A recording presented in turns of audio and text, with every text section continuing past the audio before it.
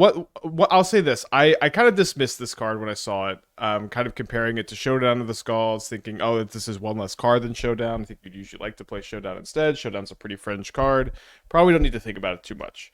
The thing is, I think that's actually just not the case. I think that the chapter 3, the Avatar Roku, actually ends up mattering a lot more than you would think. So yeah, the backside is really crazy card. It becomes a 4/4 creature, firebending 4, and for 8 mana you can make a 4/4 dragon with firebending 4, and so you get to sink this firebending mana into Avatar Roku's ability, and then you get to attack with your dragons, and they firebend 4, and you make more dragons, and you start to take over the game. And this sort of late game inevitability, and this is where I think I was wrong about this card, is I think that Modern is kind of changing, at least like these mid-range matchups, they've changed a lot over the last year or 2 years, where for a long time in Modern, maybe even like maybe even I'm like even just so slow to even really fully understand this. But for a long time in Modern, it's like you wanted to build these interactive decks just as low to the ground as possible. You would have some incidental card advantage to go a little bit over the top, and like for the most part, there wasn't like a big arms race when it came to outgrinding your opponents. Does this make sense? It's like for the most part in Modern, they're like your interactive decks are your interactive decks kind of first. You play, your deck is full of interaction for the non-linear matchups, and then against the other like mid-range decks, you just kind of play normal Magic, and you just try to outplay your opponent a lot of the time. Is how I've approached this for a long time. It's just I try to outplay my opponent when I'm in these grindy matchups, and I really enjoy those kind of games. The thing is, they printed Quantum Riddler, they printed a Boron Oculus, they have Flage, they have a Johnny Bombardment, they have I feel like I forget. They've got Birthing Ritual, and it's like so many tools in these grindy matchups kind of invalidate your just tight play. It used to be you would just tight play, you take your 2/4s where you can get them, you're mana efficient, and that usually would outgrind. But the thing is, so many of these cards are they just go over the top of these matchups, and they're such haymakers that it's just so hard to do this anymore. And it's really important that you have your own haymakers, your own like inevitability in the late game for these matchups. So like when we was playing this deck, the mono red 8 wildfire deck a couple days ago, we had Seasoned Pyromancer in the Roku slot. There's a couple other changes to the list, like we're playing an extra Vexing Bauble in the main. But like Seasoned Pyromancer was just feeling like a really embarrassing card to me. It was just like I'm playing Seasoned Pyromancer, my opponent's playing Quantum Riddler. And so I think instead of playing that as your top end, having something that comes down, draws you 3 cards, and then turns into this crazy creature that takes over the game. To me, this seems just like what you need to be doing in these kind of decks in 2025. It's for most of my streaming career, when I play these grindy decks, I shoot down the grindy 4-drop. I'm not that interested in having this kind of effect because they just haven't been that important. But the format is very grindy. The format is very, very mid-range heavy. And it feels like it's finally time to start thinking about like what is the best way to kind of go over the top of these other decks while of course still maintaining your cheap interaction. So that's kind of where I'm at the month. But Waterfalls at 38 months. Thank you. Welcome back. Yeah, I guess that's the meat and potatoes. Is I really don't think that build is good. So I don't know. Something with Tower and Grazer. Yeah, Tower and Grazer's interesting too. Anyway, so I'm gonna get around to it for sure, but it's gonna take us some time. Maybe Rumble and Trash Rare Ship. I feel like you don't want to be trying to trash for treasure 4-drops. Got a main phase because of Muta. Badgermole is 2 bodies to crew, go with a bunch of fetches. Yeah, so Badgermole's good in theory with it. It's kind of especially good if you end up with ley lines in your deck, so you can just have 4 mana turn 2 with Corian Ranger. So I was thinking about that. I don't know. There's a lot of angles, and in fact, like yesterday I got stuck on brewing and stuff, but it was kind of a different kind of stuck than we usually get, where I was feeling just kind of pretty overwhelmed with the possibilities on how we can play the big 3 cards in the set, not even to mention like how we have a lot of other cards out there. I was working on Swampy Foggy Visions, trying to like bring back Dragon Lord Kolagon to win the game. The build didn't end up looking super good. It's like it looked like it was had like a fine plan if you could draw a Stitcher Supplier, and if you never drew Stitcher Supplier, it was just like kind of sketchy. All right, there's our detection tower. Let's go ahead and get Fielden. I think they've all, or the prowess players have all pretty much gone to 3 basic mountains. Notably, this could have been another field, which would have been nice, but I think it's also nice to not be totally dead to Leyline Scion. Alright, that's fine. I'm gonna say no to Sundering Eruption here.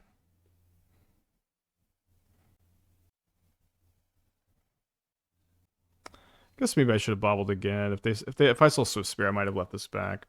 Pretty minor. Might channel Sokenzan if we get really flooded.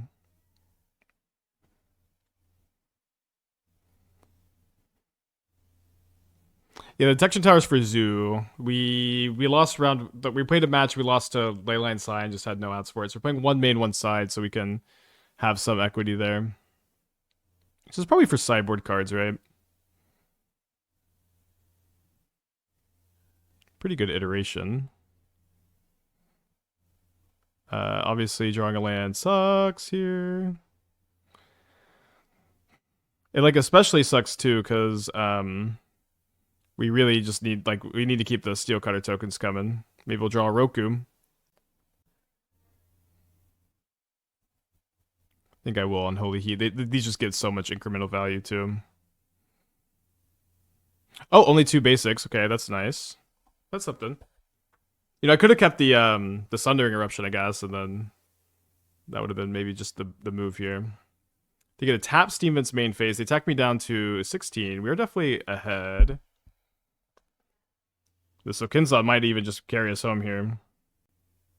So let me cast a Vexing Bauble before we channel the Sokenzan, so the Flashback Lava Dart can't get my Tokies here.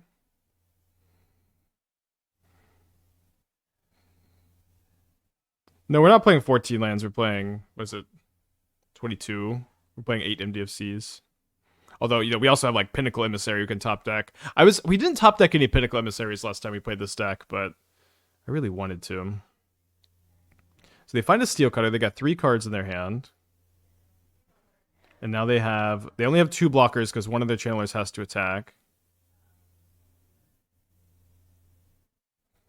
So if they have a dart or if they have a bolt, they can get me. Although I guess what we do is we just play Channeler, equip the Steel Cutter, and then that plays around that. And then my Vexing Bauble's turning off the Lava Dart. So, although I guess this actually didn't win through Bolt or Dart though, because they could Flashback Dart to get a second token to block. Oh, but then the Trample now beat Bolt once it's equipped, so I guess it did. But they could have darted in response if they had it. Yeah, dart to the yard, but I have the Vexing Bauble to stop the flashback. But they could have made a token. But then my 4/4 Trampler just kills them. Okay, so we are up a game against Prowess. We're probably not going to end up siding anything in. I've just not been a big fan of Fire Magic. We have Price of Freedom to kill their Steel Cutters. We also have our own Steel Cutters to kind of keep up. Don't think I'm a Ghost Vacuum gamer here, but it could be okay. The Ragavans aren't great, but it's not really that big a deal. Just trade it for Lava Dart. Is Krinko's Buzz Crusher a sideboard idea for the deck to go run Hexproof Indestructible? I don't know. So I guess it's kind of an interesting thought to have like Shadow Spear on the sideboard. I would play Shadow Spear instead, since we just have so many field effects. But if you're playing Shadow Spear so that we can kill Lotus Field in addition to killing Scion, that could be another angle for that card. This doesn't let us target lands, right? Yeah. Totally should though. So they plot a show off. We draw a Ragavan. So I think let's go ahead and dash Ragavan and hold up the heat for the show off. And then next turn, we could maybe go field plus Cleansing Wildfire and Stone Rain them if we don't use the Discharge. We also might get to cast a Legend of Roku for the first time. Thoughts on playing Spelunking with Bounce Lands? Yeah, I don't know if there's. I don't know if that would be a combination that would be good in any deck, but we could think about it some more and see if there's a shout to play those cards together with. So I think they meant to attack. I doubt that they had this preordained and then they decided to just not attack with the Swiss Spear. So probably just a little bit of a misclick there. They put 2 cards on the bottom.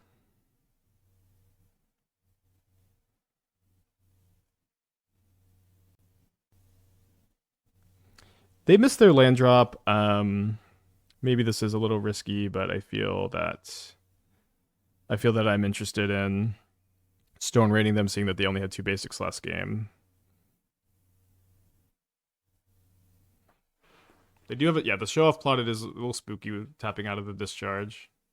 But also, like, we mostly only die if they have a bunch of mutagenic growths on this turn, and if they have a bunch of mutagenic growth, the Discharge isn't going to get the show off. Discharge over Bolt is a bit surprising. Oh yeah, I didn't talk about that. So yeah, the reason we're playing Discharge over Bolt is like entirely Psychic Frog. It's entirely Psychic Frog. It's like if you played like Discharge is pretty good against Frog, and Bolt is pretty bad against it, and that's almost entirely the reason. Okay, so let's go. Just Steel Cutter, Ragavan Discharge. But good question. Did mean to talk about that in the deck tech. Doing this main phase. I guess they just never would have another mutagenic growth in their hand, so maybe I guess doing it upkeep would be a bit better, so my monk's a bit bigger on their turn, yeah. They're attacking. I think I'll attack block just with the token here. They heat the Ragavan. Yeah, so maybe the prowess trigger on their turn ends up being a big deal.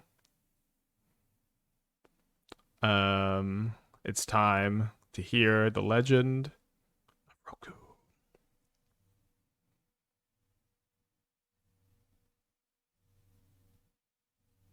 Roku once had an Unholy Heat. I guess he's the avatar. I guess it's a Holy Heat.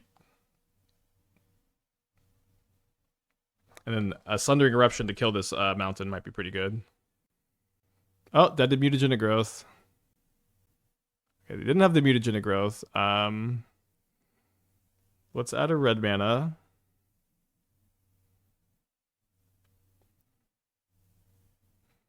So you have no lands anymore.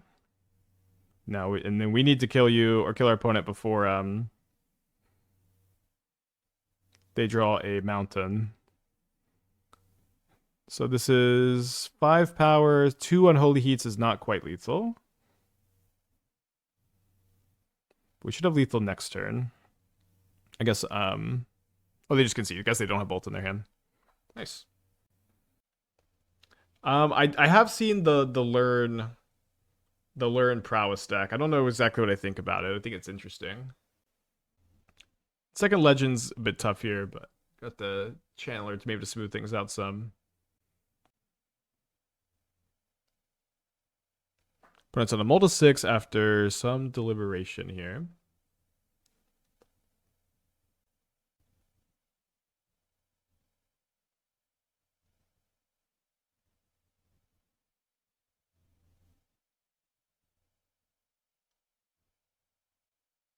But maybe a non-Titan Spelunking deck could be easier to pilot than normal Titan. Maybe that's the point.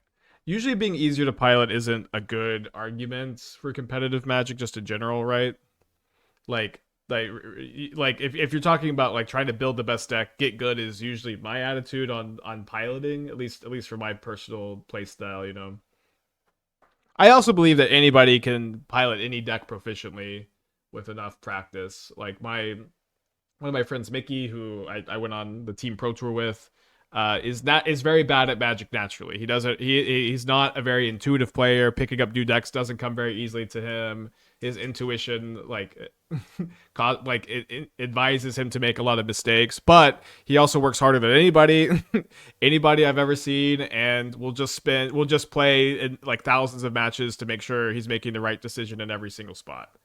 And I usually just think of this as the Mickey rule. If you if Mickey can do it, you can do it, is my usual attitude.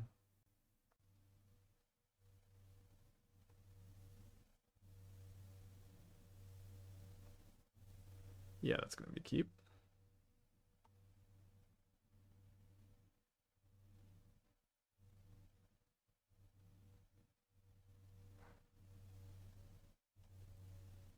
Wait, I got hit by ads and here spikes in my question. Well, you can subscribe to never see the ads again. Free with your Twitch Prime account or $6 a month in the US. Some different regional pricing. All right, second Steam Vents. 5 cards in their hand. They are on a mulligan to 6. So if they have a removal spell for Ragavan, they'll cast it now for the Prowess trigger, right? I think they may be thinking about darting both of my creatures. I guess I'm not going to block. So, I would guess at this point they do not have Lava Dart in their hand, or at least it doesn't make a lot of sense. I guess that no, they would let me block so that they could kill my channeler and then kill this, and yeah, never mind. Good move. All right, so there's already one mounted in their graveyard from their surveils, which might end up being a pretty big deal. This is kind of a tough call to keep this on top or not, I guess. I think I'm just gonna graveyard it. It's one more type for Delirium, and I really like to find a 1-drop or land. You know, not a 4-drop.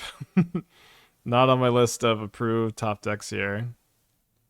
Although now we're in a spot where every card besides the 4th Legend of Roku is a pretty reasonable top deck. I feel like maybe I'm missing one. Bauble would at least give me Delirium. For your Prime. Thank you, Ludwig. No more ads for you. Oh, right. Yeah, the Wildfire puts the card in the yard for Delirium. I still think it's a fine graveyard here, but I think it ended up getting punished. Yeah, late game secured. They've got 3 cards left in their hands. A show off with 2 cards left. And a bolt for the channeler, hitting me for 5 down to 10. With 1 card left in their hand. Yeah, Detection Towers for Leyline Scion. I think it's the best answer you can have in mono red.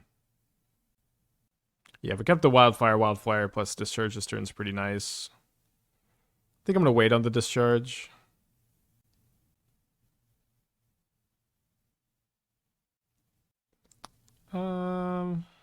Just kill this now. Maybe I should have killed it first. I didn't think it was very likely they were sandbagging a mutagenic growth, so maybe I was thinking maybe they would commit like bolts and darts, but now that they've got the preordained, it's a lot more likely they find a mutagenic growth, so probably time to sit and show off to the bounty board.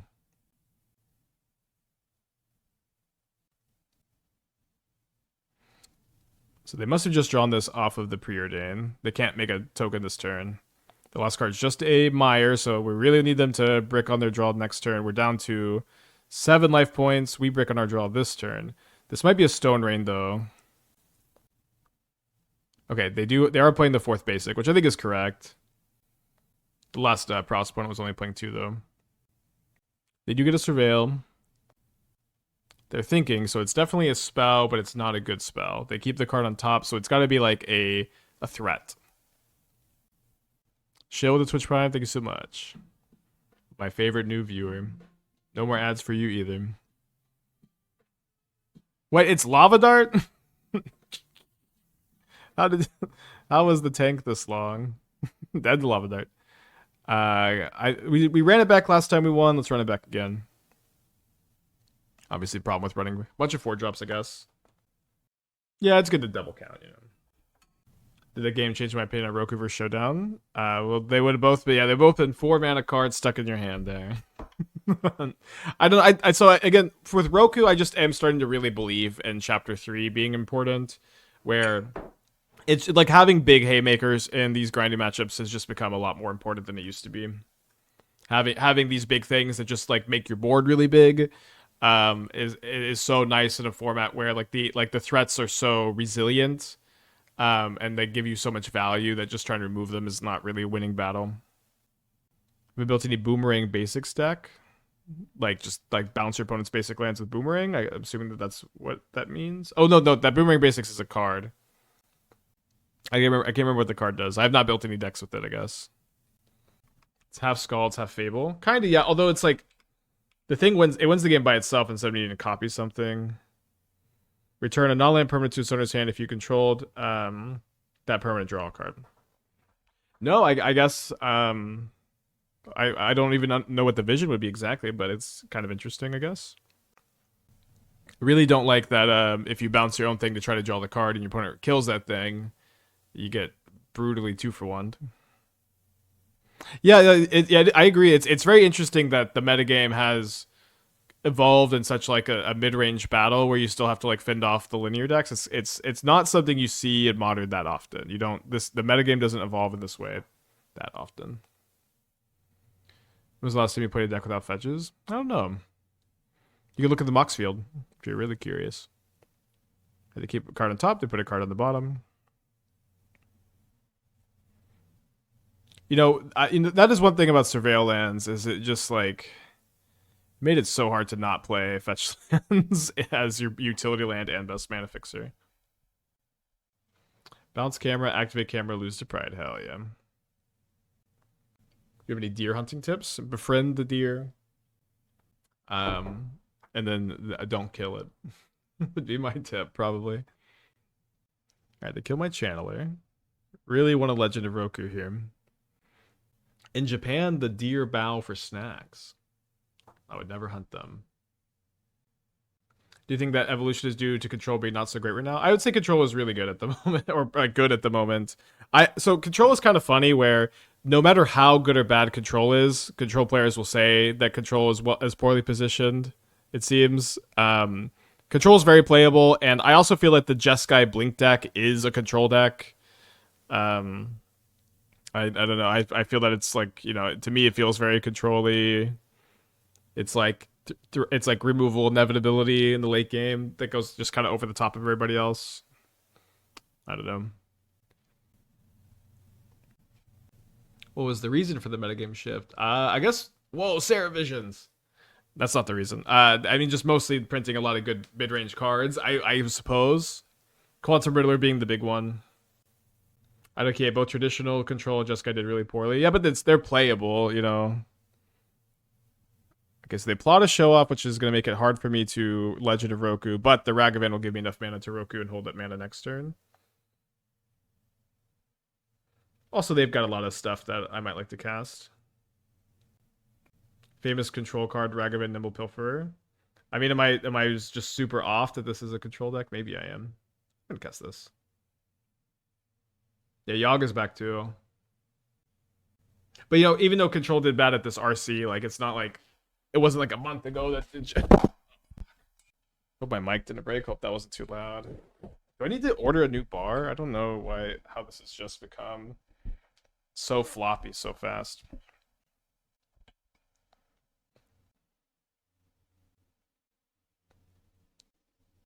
Need a new rubber gasket. Yeah, maybe. Alright, they flip over an eyelet. I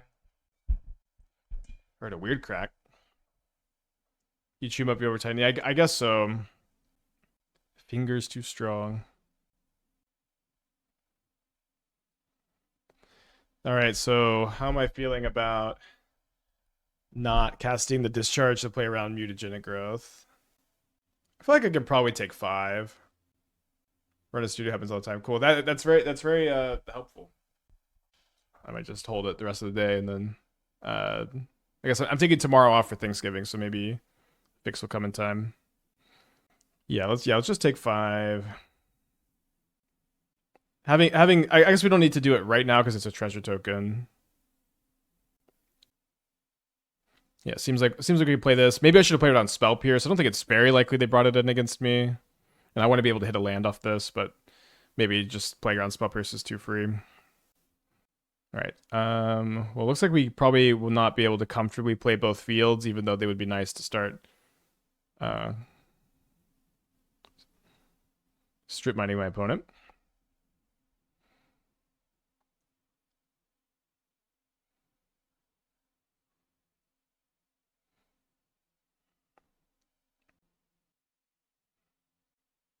And I suppose it's nice that this second discharge can kill a show off, even if they do have a mutagenic growth.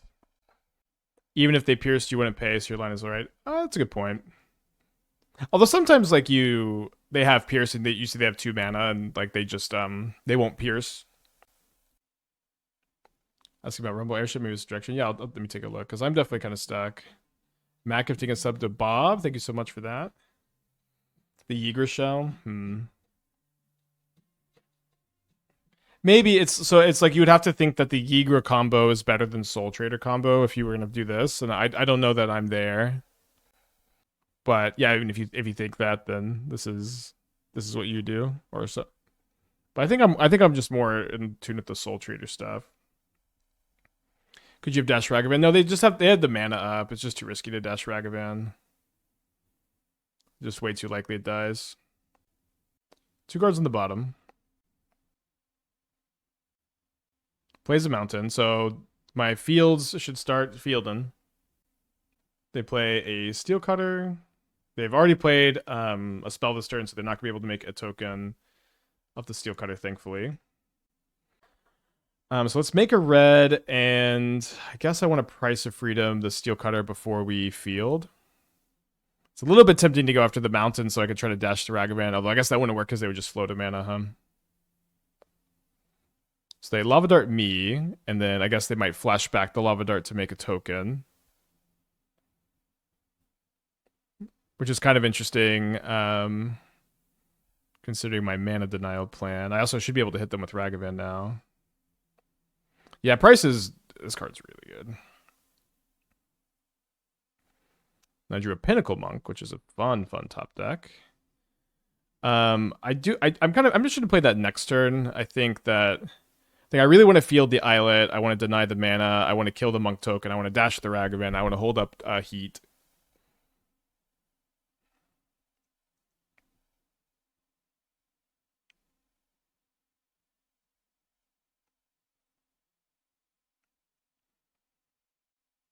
Very excited to have Pinnacle Monk in my hand, though. This is one of my favorite Image 3 cards that I just don't get to play with very often. Airship work, an Invasion of Segovia and a blue-black Convokeless. Segovia makes crewing 2 tokens and flips a single attack. I do kind of like that card, but I feel like it's probably too low card quality. It's also weird to, like, kind of in theory, like, you're kind of ramping a 3 into 4, which doesn't make a lot of sense. Really should not have messed with this so much today. Alright, so opponent's surveilling. They got 2 cards in their hand.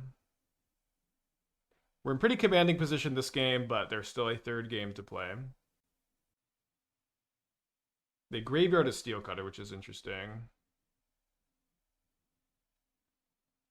So we get to flip the Avatar. Probably am just going to dash the Ragavan first. It just seems like. If they have 2 cards in their hand and one of them kills the Ragavan, I'm pretty happy. A little less happy with it being Lava Dart. I could play the Vexing Bauble instead of the Monk this turn so that if they top deck Lightning Bolt, they can't kill the Avatar. Sure. I have not Earthbent the Disciple of Freylease. It kind of seems like one of these ideas that like everybody's really excited about, but in practice, like you need a land sack outlay, which I don't think these decks want to play very often. You need creatures to sack for value, which I don't think these decks have very often either. But it is kind of interesting. I agree. I'm not opposed to doing it, but I think it's probably just not an optimal way to build these decks. Is that after 3 months they going back? I'm really quiet. Yeah, I think I'm trying to figure out where I need to be leaning. A Murktide Region. So I guess in the Unholy Heat plus a Avatar attack is gonna get that. Although I guess I can go. Oh, okay, just do a second Heat. Let's go ahead and go to combat and make my mana. Firebending 4.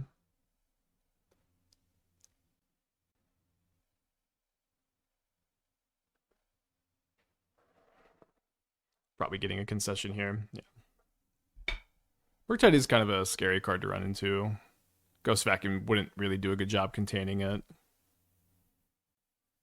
I got married October 25th. How's 1 month of marriage been for me? It's been great. Me and Esther have been together for 7 years, so it's not like the dynamic has changed a lot, but it's nice. It feels good. Nice wedding, nice honeymoon. Yeah, Roku's looking better than I thought. And again, it's just like these matchups get so grindy. Having this big thing that goes at the top is just kind of is what these games are about now. Vacuum seemed decent. Maybe it's better than I think. I feel like it's kind of slow and I don't think it's very good at containing Murktide.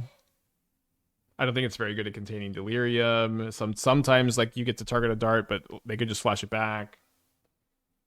What about this meta has me on so much land hate? Well, I guess it's less about the meta and more about this. This is kind of a new package that exists. Like you get to play the fields in your mana base. You get to play Sundering Eruption in this mana base. You get to play Price of Freedom, which also kills a bunch of relevant artifacts. And you get to kind of just passively kill your opponent's lands as you play the game, and then eventually you're just Stone Rain, draw a card. Field of Ruin, kill your land, I get a land. Sundering Eruption, kill your land. You know, it's like this is your way to interact with linear decks, even in this red archetype in general. It's obviously nice against Eldrazi and can help against Titan and Belcher, and so it's good in a lot of the linear matchups that are popular at the moment too. But it's also like this is kind of just how like mono red land interaction I think should be built. With me not really liking Blood Moon so much, although Boros has been main decking Blood Moon some. I finally snapped and bought Full Art Phoenix Fleet airships at first stream. Nice. Yeah, I have not bought any Avatar cards, or actually any cards in a while. But Avatar's got me pretty tempted. This is so embarrassing. Maybe get some tape. Okay, so we're on the draw for game 3 against Prowess. You know, Zath, I was also gonna get married on the 25th, but it was $2,000 less to do it on the 26th. and then the weather was really bad on the 25th, and it was really good on the 26th over here.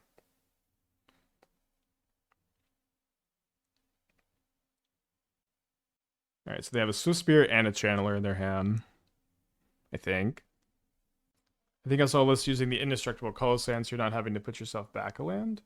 Like Darksteel Citadel, so you Wildfire it. The problem is you can't Price of Freedom it. And then also, like, you just want to be targeting your opponent's stuff anyways for the most part, so you can slowly build up over the course of a game. I think I'm just going to main phase the Discharge here. If they play a Show Off, or sorry, a Steel Cutter, I want to Price of Freedom it.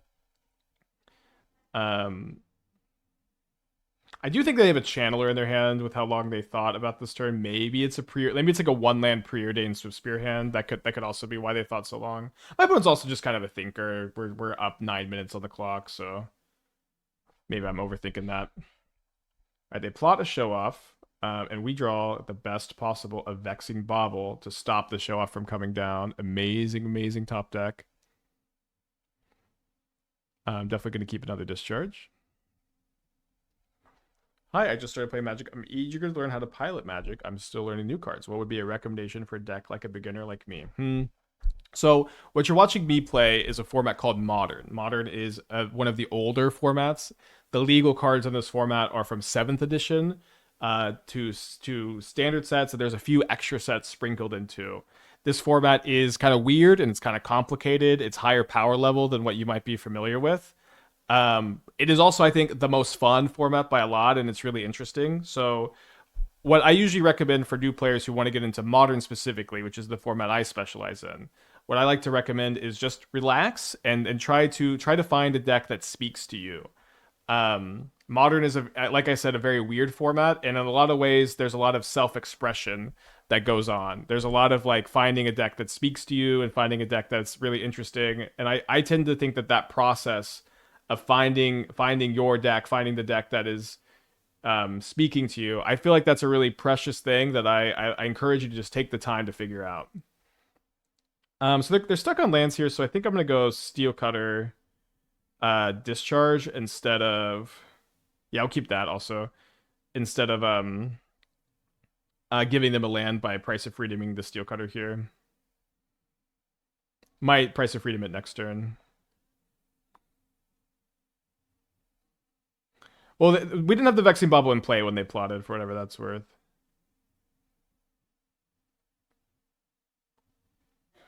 If they have a mutagenic growth, it doesn't save the monk as the Vexing Bauble. It seems like that's kind of what they're thinking about here. Any consideration for 1 ruby effect as a ramp spell over a second Vexing Bauble. Being able to change a bunch of wildfire seems really strong. It's honestly kind of interesting. It could be better than you think.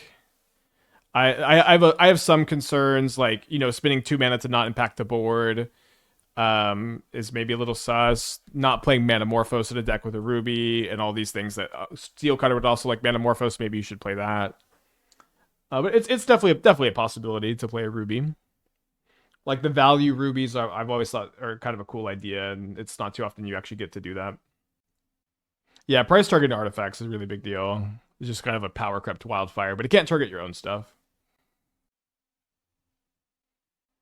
Could be Rally instead of ruby, yeah, that's true. Although it wouldn't discount Steel Cutter, and it wouldn't discount the Roku Saga. So they flip over an Unholy Heat. Do they have a land to cast the Unholy Heat? They do not, and the game is almost just over. Yeah, I mean, they have 5 cards in their hand. They're just super stuck on mana. I think I'm going to even kill the Steam Vents instead of the Islet so they take more damage. I'm going to try to find another spell to play. That's another spell to play, baby.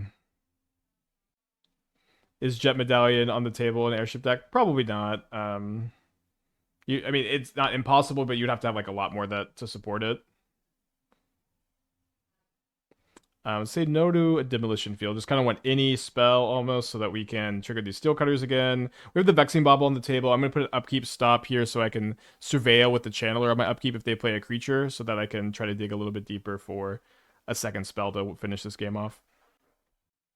I've started Arena. I haven't played against any people. I don't know what decks I should focus on learning. You know, I think that I would just mostly try to relax and just try to enjoy the process of learning the game. It like pick a format to play, and on Arena it's very frustrating because if you pick a deck, you have to buy all these cards and get all these wild cards and build this big collection. And I usually find that frustrating. Maybe playing Limited where you draft would be a better way to build the collection, but you might not be interested in that. On Magic Online, which is a different client we're playing, there's something called rental services where you pay a monthly subscription and you can rent different decks and play them. It's kind of pricey, but Magic Online also, if you have a high enough win rate, you can get money back to pay for your rental service and whatever. Back before I was streaming, I would usually make like $600 or $700 grinding Magic Online all the time for the express purpose of paying bills. And I have there's definitely like a year where I kept myself afloat just grinding. Yeah, the detection towers are for Domain Zoo to try to remove Hexproof from Scion. I've always wanted Jet Medallion and Nightmare to work together. We have played both together. It is pretty cool when it gets going, kind of inconsistent. Yeah, it takes a while to get to the point where you're winning enough.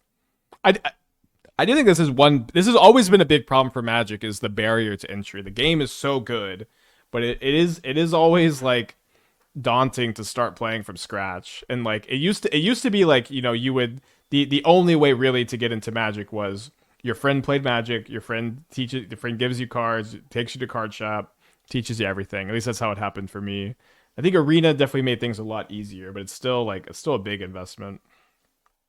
Wouldn't a Shadow Spear be better than Tower? I feel like I would just rather have a land that like taps for mana than a Shadow Spear. I don't feel like the Shadow Spear is like a very valuable like permanent to have in play compared to the land. One big advantage of Shadow Spear though is it could remove Hexproof from Lotus Field. So it's possible. Maybe we could play like 2 Detection Towers and 1 Shadow Spear since Shadow Spear is legendary. Definitely open to it. But I do think I would just rather have a land. Like we get to main deck a Detection Tower here, but I don't feel like we would really be able to main deck a Shadow Spear. You could play Urza Saga in this deck. I'm not a really big let's play Urza Saga kind of guy, but you could. All right, so they, after a lot of deliberation, they play Lava Dart. They flash back Lava Dart, which gets countered by the Vexing Bauble. Have we cast Roku? Yeah, we casted this match. It was good. Like, I really think I was wrong about Roku. I think you just need these big, top end, go over the top stuff in these kind of mid range decks. And I feel like Roku just is. I think it's the best we got. I think it's the best we got. Okay, so I'm gonna go ahead and Unholy Heat this. We have Delirium because the Channeler is down. This is a lethal attack. My opponent can have a bolt to kill a monk token, but then they go to 1 with their last card just being Fiery Islet.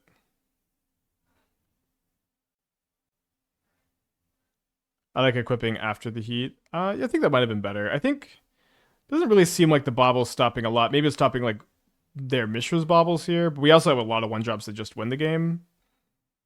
Okay, win the game.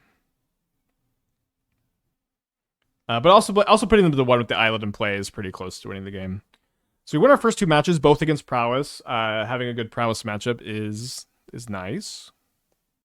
I think it's like Boros, Blink, Titan, Prowess feel like kind of the top 3 or top 4. Got a Ragavan on the play. Yeah, I don't know if I would say Domain is tier 1. It's like close. It's kind of nitpicky either way to say or to not say. I guess let's mulligan the 1-lander. All right, Sand's looking better. I'm gonna put back Bauble, I guess. Affinity. Oh yeah, I guess Affinity also. Maybe that's just the top 5. Although I kind of feels like Affinity's maybe falling a little bit. I don't know how it did at the RC. I guess it did put it did put like a traditional in the top 8, and it did put a Metalcraft. So maybe Affinity's just still thriving.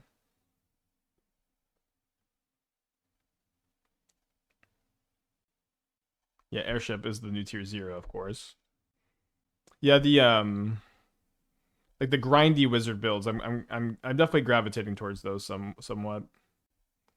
All right, so we're on the play for round number 3. We're 2-0. My opponent has led on Mishra's Bauble, Arid Mesa. Is this really 3 Prowess in a row? Opponent's avatar is Young Pyromancer. Kind of can't be any other deck.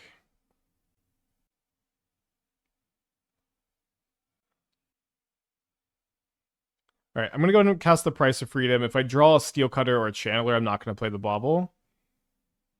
I guess maybe I would still play it if I drew those, because I already have a spell to trigger it. My opponent says, oh, after I have Wildfired them. It's a good card to know about.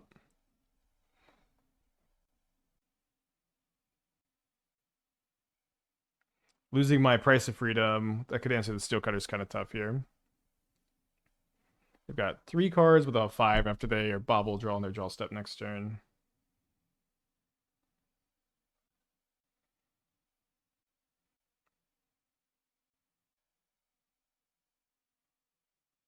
Gotta be mindful of the Lava Dart flashback. We know our opponent has the mutagenic growth, so I guess it's a little weird to heat Discharge now. Yeah, I guess Discharge now probably just runs too much into second token. I don't really mind so much if they Lava Dart for the second token. Yeah, 3 Prowess in a row is very odd. I mean, just you can have some weird variants like this sometimes. I think it's all different. Yeah, all different opponents too. I think Prowess is a very good deck. Very good deck. Okay, I like seeing the Channeler because this is a creature we can kill with Galvanic Discharge that doesn't trade for the mutagenic growth. Although I feel like we may just die to Steel Cutter. We'll see. Alright, so they just let this resolve, so we get to spend only 1 energy, which means another Galvanic Discharge can kill a creature through the mutagenic growth.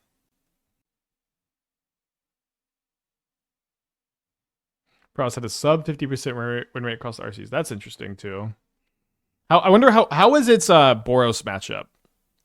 Because one thing about the Pro Tour, I was really shocked to see that Prowess was beating up on Boros at the PT. Like typically, I feel like that was like one big problem for the Prowess matchup was the Boros matchup.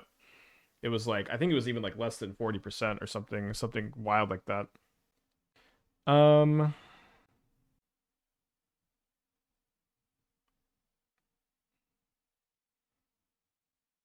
yeah, I haven't seen the matchup matrix either. We'll see if we get darted here.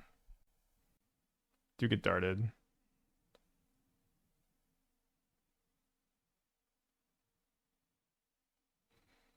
A little bit scared of a bolt or another bolt or another dart.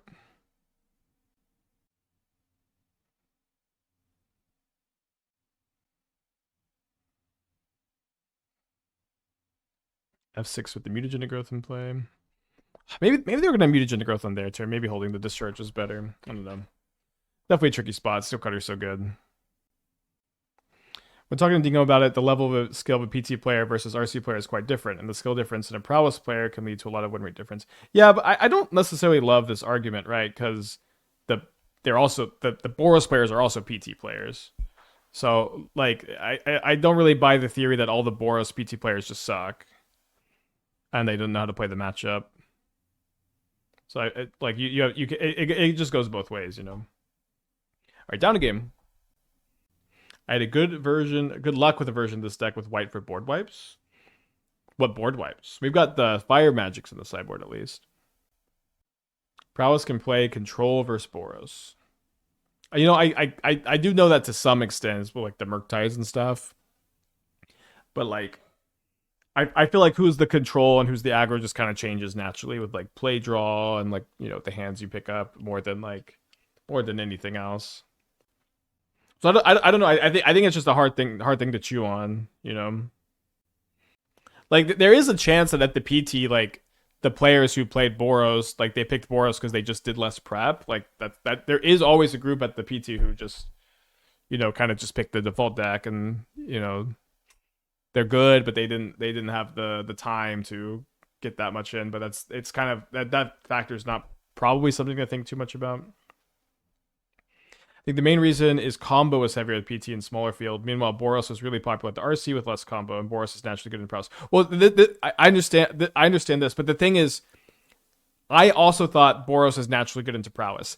At the Pro Tour, Boros was like, I think they had a 34% win rate against prowess. It might be a little higher, but I'm pretty sure it was sub 40, which is awful. Like that is a really, really, really low number. Am I keeping? I think probably not with two Legend of Roku's here. Maybe if there are other one drops, I would keep that on. Okay, put back second field, I think. And so if that was the case of the PT, if Prowess was crushing Boros and then not that much about the decks changed, and all of a sudden Prowess did bad because of Boros, that's just the dynamic I'm trying to understand, and that's the dynamic I don't understand.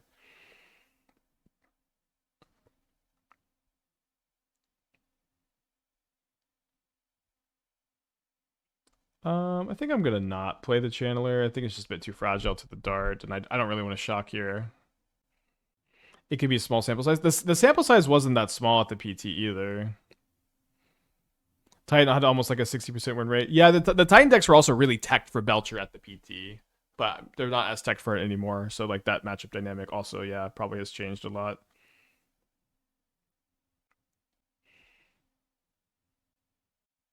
I think I'm down to chill. Yeah, Detection Tower is just for Scion. To be fair, the Boros decks have changed since Prowess has proven it's real. For example, they've added High Noons. Okay, yeah, I guess that's maybe what I'm missing. I'm just trying to figure out what I'm missing, and maybe that's it. Why is Belcher basic out of the meta? So yeah, Belcher's kind of weird where Belcher won the Pro Tour, but Belcher also had a low win rate at that Pro Tour. It's not too often you see a deck have a low win rate that also wins the event, but that is kind of what happened there.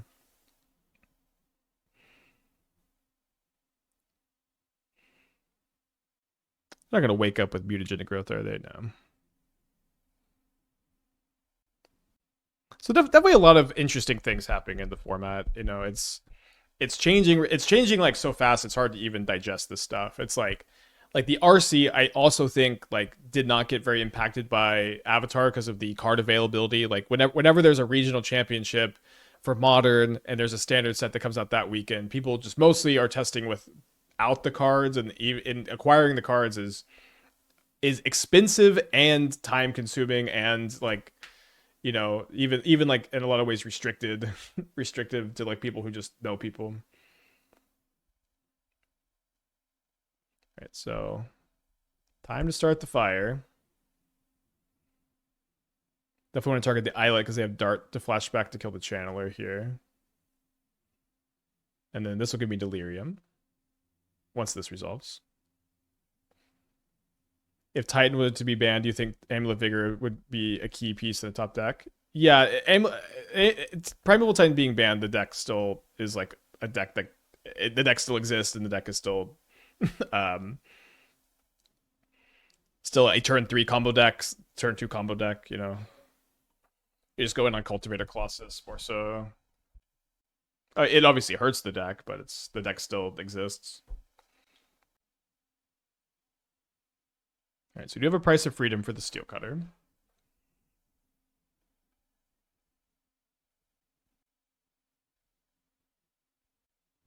Yeah, you can go in on Lumra too. More analysts, maybe. People have been playing the second analyst. I think it's pretty good. Would that show the one player Belcher Drew Hot, a particularly good brew player?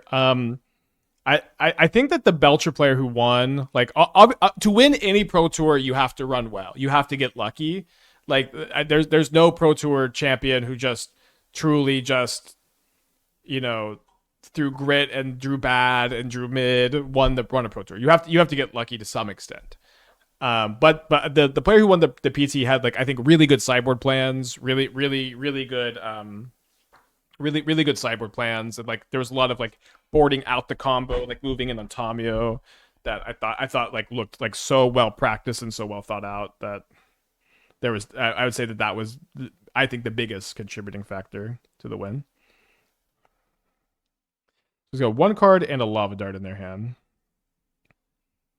Good top deck. Think a version of Mono Red Wildfire splashing Juan as the top end. Okay, I'll take a look. I mean, I've been thinking some like two main deck Stone, 2 main deck Peter Parker's Camera, 24 lands, 4 Mox Opal. I don't know, man. The mana looks rough. Mox Opal doesn't look like you have enough artifacts. Not even like really close. Not enough threats. A lot of problems. I guess we keep this since if we get to keep the channeler, it's like a 0 mana opt.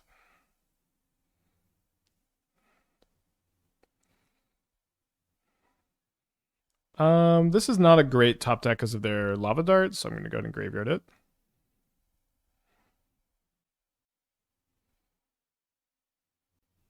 His play helped good luck run. Yeah, of course. Every player who's ever played a Pro Tour has played very well, and every player who's ever won a Pro Tour has also gotten very lucky. And but not, I guess, maybe, deck selection. I don't know that you don't always have to like pick the best deck, which I think is kind of interesting. Oh my god, those are your last cards. Maybe I should have waited on the bottom. Yeah. Format has gotten so grindy. I think you can just cast these grindy big cards. Hey Spike, I'm new to the channel. The other day I was watching one of the YouTube videos and you said Scape Shift kills with only 4 lands. How? So it's Scape Shift plus either Amulet or Spelunking, and Titan kills with 4 lands. The short answer is they make enough mana with Teleria West to transmute for Summoner's Pact to cast Aftermath Analyst and loop Analyst with Shifting Woodland to win the game. And so you don't so if you have Graveyard Hate, you can break it up. They also have a Mutagenic Growth and a Bauble to have cards for next turn. I'm taking 10 damage down to 3, so I'm dead to a top deck Lightning Bolt. Oh no, I'm just dead to the Lava Dart now. Okay. All right, 2-1. Played against Prowess 3 times in a row. Always the scan. Do we have an MDFC? We do have an MDFC. We're on the draw. Isn't our opponent also a Prowess player?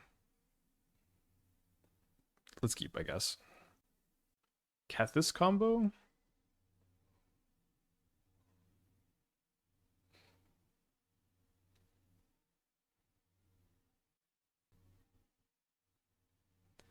If it is Kethis, Vexing Bauble, pretty good against them.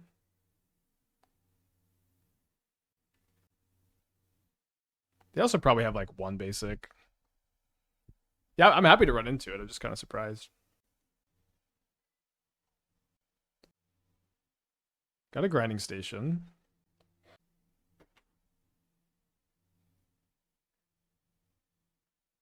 It's been a little while since we kept this, but I'm pretty sure they can't combo through the Vexing Bauble.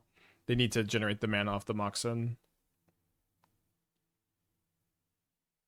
Okay, there's their one basic. Thank you, luck. GG's. An honor to prowess me. Good honor to be prowessed.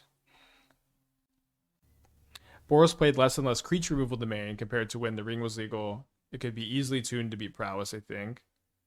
I felt that too, and it was just, you know, again, this was absolutely my impression. I mean, they have their own Vexing Bauble in the main.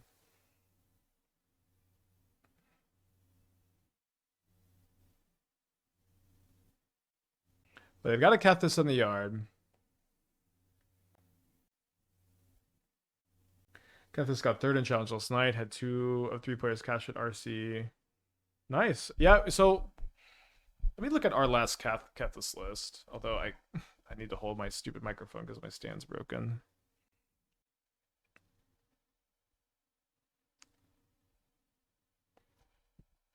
I remember this was something we were looking really hard into for a little bit.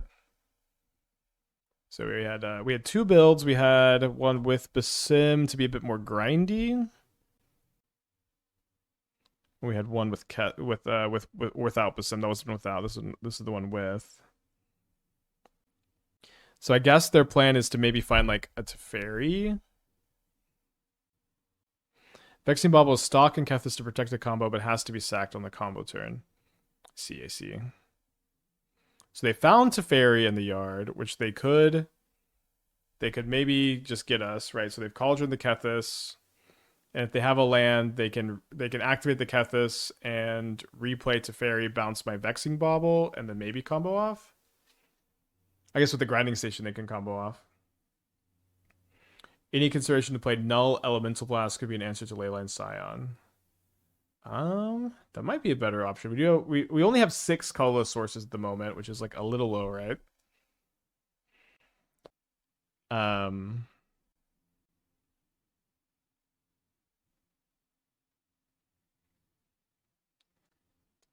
think they have enough, right? They just so 1, 2, 3 play Teferi. Maybe they actually. I guess they don't have. Oh no, they can win. They can just cast Amber with Emery and then sack it to the grinding station. I guess they might brick. Do I like the design of Kethis? No. A little much, I think. Oh right, sorry. Obviously, they just get to be replayed here. Yeah, it's gonna be so hard for them to brick, especially with the Emery. You can wildfire yourself for a waste in theory, but then you have to play a stupid waste in your deck. I do like that Null Elemental Blast. Like if it's our sideboard card for Domain Zoo, like it also kills Kavu and Flage.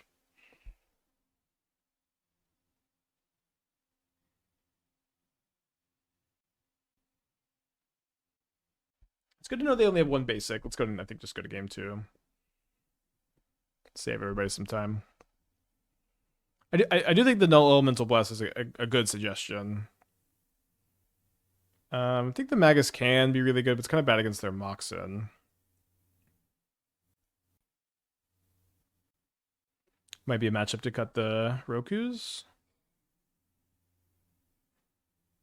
Don't know if I want to play Shatterstorm. Kills some of my own stuff, like my Baubles and my Steel Cutters, and I have Price of Freedoms for their Cauldrons. They'll play 1 Magus. Kethis was banned in Standard, is banned in Pio. I didn't know it was banned in Standard. I knew it was banned in Pioneer. Was it Ring? I guess it was Breach being banned that made us start working on Kethis.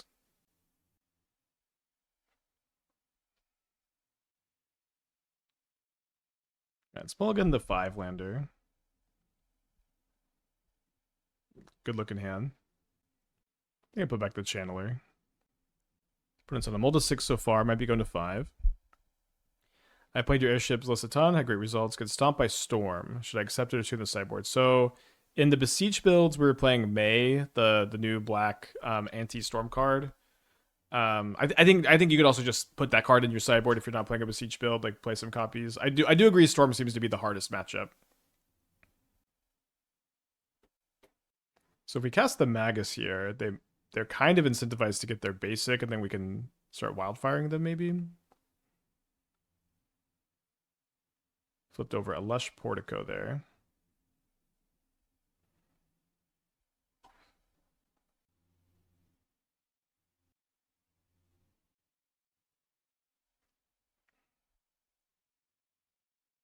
Storm is the only deck in Modern that could win turn 2.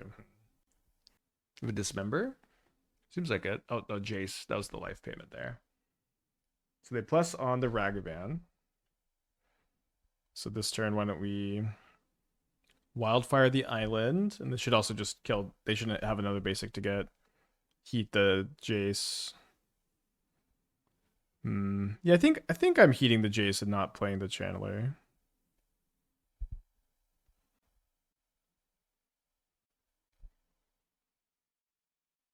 I wonder if it was right for them to lose Metalcraft like this. I've got Surgicals in my deck, so I'll just crack main phase.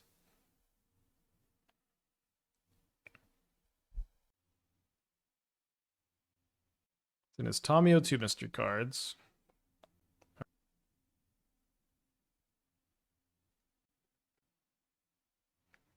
Oh, cool. Now I get to go Mox Amber.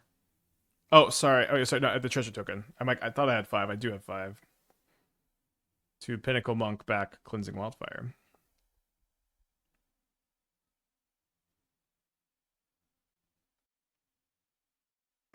I love Pinnacle Monk. I wish Modern was a world where I got to play 4 of this in every deck. Chicks Wild with the 7 months. Thank you. Welcome back. So the Magus was good there. Seems definitely worse in the draw, especially with their Moxen starts. I think I do actually want to play a Shatterstorm. Maybe even 2. How good is Ghost Vacuum? It's good against Cauldron, but it can get outmaneuvered if they just mill 2 Cathuses. Cathai. It's good against Imri too. Yeah, we should keep it in. Maybe we'll cut a Bauble. Yeah, I think that the Magus on the draw would only really be good in spots where I go Ragavan into it. Maybe that's not the case. I think this is okay to not play it on the draw. I think the Shadow Stormers will be better than I think. Not sure why Magus is needed in a Boros Jeskai meta. Hold on, this is correct. I need to just label you as the Titan Bait Shatter. Okay. Comments ignored for the foreseeable future.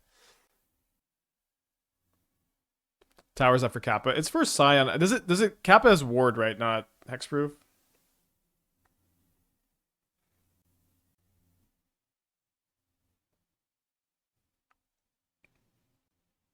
Cauldron?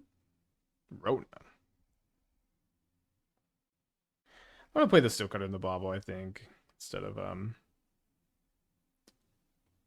being afraid and play the vacuum here.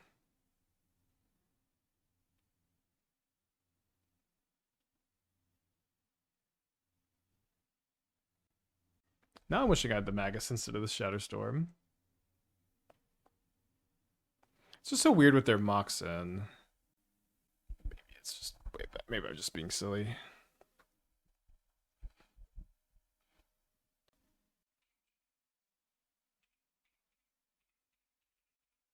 They did put a Cathus into their hand here.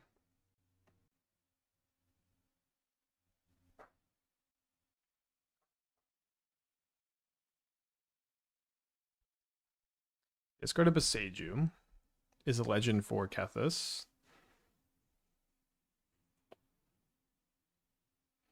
Why Shatterstorm Meltdown kills Kappa Cannoneer. Yeah, that's just so important.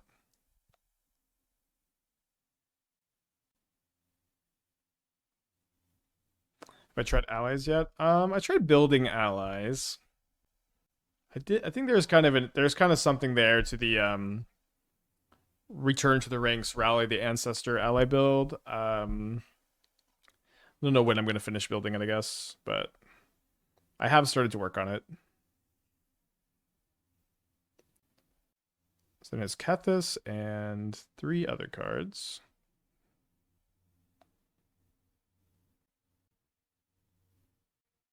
They have Beseiju, Arona, as far as legends in the yard, which is pretty low. Playing a 4-mana Jace.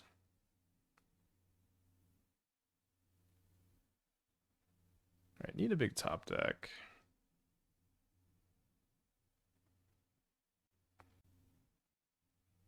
It's not bad. Let me just see what my top card is. I guess I don't. I guess I'm just always gonna... I only have 1 mana instance, and I'll have 1 mana up. So let's dash to Ragavan so we can attack with it this turn, and so we can trigger the Steel Cutter. I think I'm going to... I can send everything at Jace to kill it for sure. I could send everything at them also. Ignore the Jace. Inside you, there are 2 wolves. I think I need to kill the Jace. I think them being able to self-mill with the Jace is too dangerous for their combo. One thing about the allies archetype that's cool. I played Versa deck yesterday, and yesterday invasion reinforcements triggers ally ability twice. Yeah, I mean I've definitely got that on the list of cards to include. So they play an Amber first. They have 2 legends in the yard, and they also have a Kethis in their hand, and then 2 mysteries. They main phase make a construct token. Then they play an Emery. They mill another Jace, they mill an Opal, they mill a Boseiju, and they mill an Emery. So that's a lot of legends for Kethis. It might be more important for me to try to be vacuuming up the Moxen. Although with them having another Moxen of Saga and a Moxen here, I think it's probably better to go after the Jaces. And we draw an Unholy Heat. So I think maximum damage is me casting Steel Cutter, then casting Ragavan to get a Monk token, then casting Unholy Heat to trigger Prowess on that new Monk token. If I do that, I'll have 5 Monk tokens. 4 of them will have 3 power, and 1 of them will have 2 power. They'll have -1 blocker from the Unholy Heat. They'll block 2 of the 3 power ones, and then they'll take 8 damage. This does force another chump block, but that they have that kind of easily with the construct token. So it seems like I should just save the Unholy Heat for the Kethis and go cast Steel Cutter, cast Ragavan, send with the team. Is Rending Volley a playable answer to Kappa?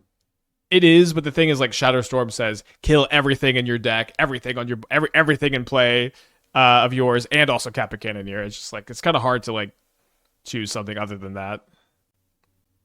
I guess this also has the nice upside of if my opponent only blocks one thing, then I think we can kill them with the Heat.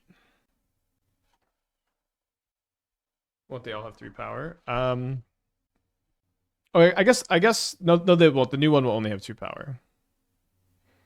But now they're dead. No blocks was pretty sus, I think. All right, let's get a 4-1 prediction. We beat Prowess twice, lost to it once, beat Kethis. Kind of a weird league. We do have a Pinnacle Monk. It was 2 Baubles, Monkey Discharge. Okay, I guess we did not have it. The stand still broke. This is a new stand. That is already broken. I think I'm just twisting it too hard.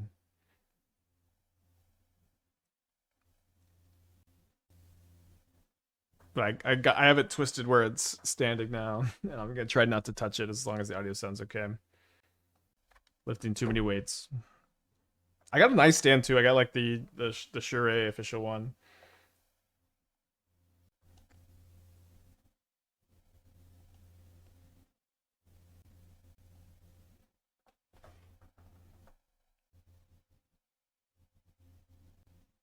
Pretty tempting card to keep here.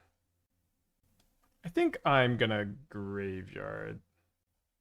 Maybe that was just silly, but these are kind of dead in the hand, so I feel like we're not going to do a great job of triggering the Steel Cutter. We also might surveil something else into the yard to get a bit closer to Delirium. Oh, they get a Swamp. Interesting. Yeah, honestly, them getting a Swamp, I think I'm... Now I really, really regret getting rid of the the Steel Cutter because this is the mono black like selfie Eldrazi deck. And this is the best card in the matchup. I'm main phasing the Bauble because of Bowmaster, which has been obviously a very popular card lately. Where the prediction at? I guess it's over. I see someone in the chat with a number by their name. Sorry about that. Yeah, I wonder how much. I wonder how many basics selfie plays. I can't remember. So they have a K command. Making a spawn token's interesting. We know they have a seer in their hand. I think I'm just gonna go field plus channeler this turn. E-tron plays back swamp as well. I guess it could be E-tron with just one of those. Obviously, that's kind of what we're hoping for instead. Although I wouldn't mind too much. Selfie, yeah. There's a user whose username starts with selfie. It's like selfie SK or something like that. Who plays this kind of mono black Eldrazi deck a lot. Alright, I take my Unholy Heat, so I guess that makes sense. A small price to pay for freedom. Sure. There's probably 3 mana Stone Rain here.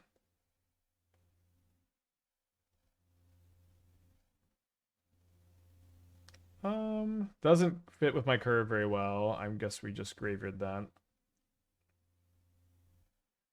Do I want to offer the trade of Channeler and Discharge for Thought-Knot Seer? Seems okay to do that. Probably want to keep the Channeler in play if they Karn me.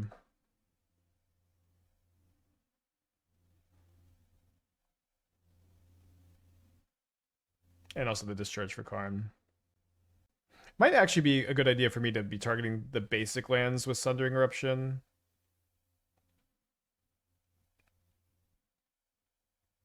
That way I could field and ruin the Urza's Mine. We drew a Steel Cutter anyways. Yeah, let's play Legend of Roku. Haven't cast a lot of Legend of Roku so far, I guess. Probably need to play a second league. Y'all keeping this? I think we probably just want more fields. I think we could probably find one of those. So let's go ahead and play Mystic Peak tap this turn, Basic Mountain next turn.